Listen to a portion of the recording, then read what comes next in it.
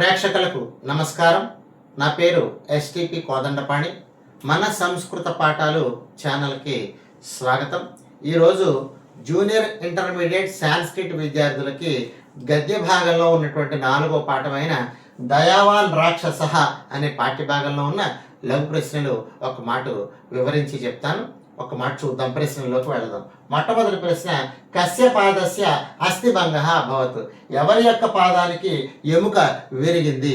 ఎవరి యొక్క పాదానికి ఎముక విరిగింది అంటే శాకునికస్య పాదస్య అస్థిభంగః అభవత్. శాకునికుడు అంటే పక్షుల వేటగాడు, ఇతన్ని బోయవాడు అని కూడా అంటారు. ఈ బోయవాని యొక్క పాదానికి ఎముక విరిగింది. ఈ ఎముక విరగడానికి కారణం ఎవరంటే ఒకానొక రాక్షసుడు.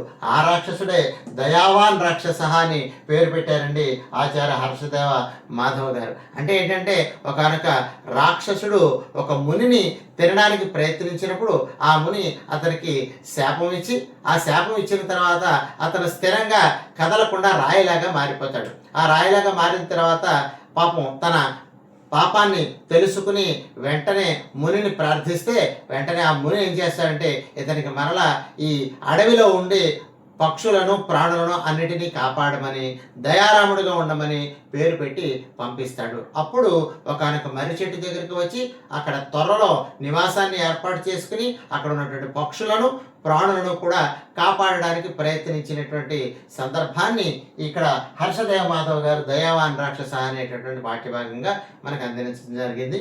ఇందులో మొదటి ప్రశ్నలో కస్య పాదస్య అస్థిభంగః అభవత్ అంటే శాకునికస్య పాదస్య అస్థిభంగః అభవత్ అంటే పక్షుల వేటగానికి పాదం విరిగింది, ఎముక విరిగింది. దానికి కారణం ఎవరంటే రాక్షసుడు. ఎందుకోసం చేశాడు ఆ పని అంటే పక్షులను రక్షించడానికి.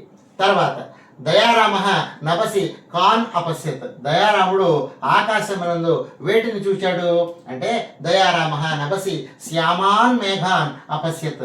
శ్యామాన్ మేఘాన్ అంటే నల్లనైనటువంటి అంటే దట్టమైనటువంటి మేఘాలను అపశ్యత్ అంటే చూచాడు.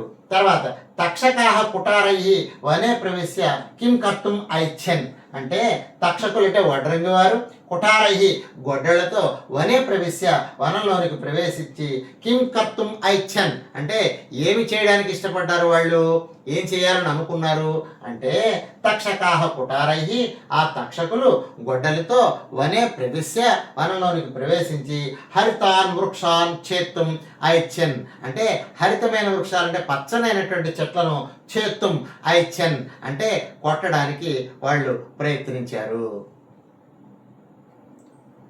ఇప్పుడు 5వ పాఠమైనటువంటి జీర్ణఛత్రం అనే పాఠంలో ఉన్నటువంటి లఘు ప్రశ్నలు చెప్పుకుందామండి. ఈ జీర్ణఛత్రం పాఠాన్ని రచించినటువంటి వారు శ్రీ పుల్లెల శ్రీరామచంద్ర అని చెప్పుకోవాలి. ఇప్పుడు ధనసింహ కామ్ర రక్ష అంటే ధనసింహుడు అనేటటువంటి వాడు ఎవరిని రక్షించాడు? ధనసింహ కాచన వృద్ధాం అబలాం రరక్ష ఒక వృద్ధురాలైనటువంటి స్త్రీని రక్షించాడు. తర్వాత పితుః మరణ సమయే విజయసింహ కతి వర్షీయ అంటే కతి అంటే ఎన్ని సంవత్సరాలు కలిగిన వాడు అంటే తండ్రి మరణించే సమయానికి విజయసింహుడికి ఎన్ని సంవత్సరాలు అంటే 5 సంవత్సరాలు. దాన్ని ఎలా చెప్పుకోవాలి? పితుః మరణ సమయే విజయసింహ పంచవర్షీయ అంటే 5 సంవత్సరములు కలిగిన వాడు. తర్వాత విజయసింహ కుతః భీరుః ఆసీత్ అసలు విజయసింహుడు ఎందుకని పిరికివాడిలా ఉండేవాడు అంటే విజయసింహ మాతుః ఉపదేశాత్ భీరుః ఆసీత్ అంటే తల్లి యొక్క ఉపదేశం వలన అతడు పిరికివాడయ్యాడు.